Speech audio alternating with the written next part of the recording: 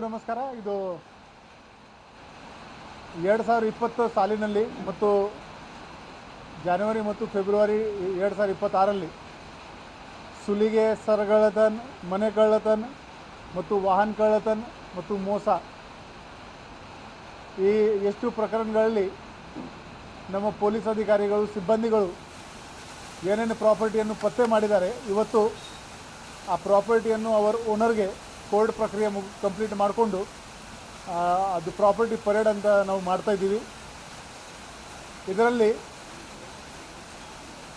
2,36,00,000 ಮೌಲ್ಯದ 2 kg 235 gram ಚಿನ್ನದ ಆಭರಣಗಳು ಇವೆ.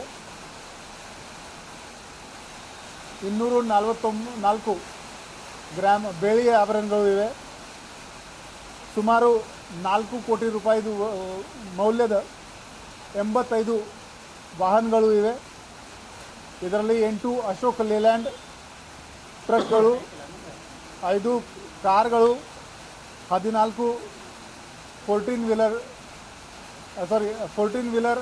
7 ಟ್ರಕ್ಗಳು ಮತ್ತು 65 ಮೋಟರ್ ಸೈಕಲ್ಗಳು ಇವೆ.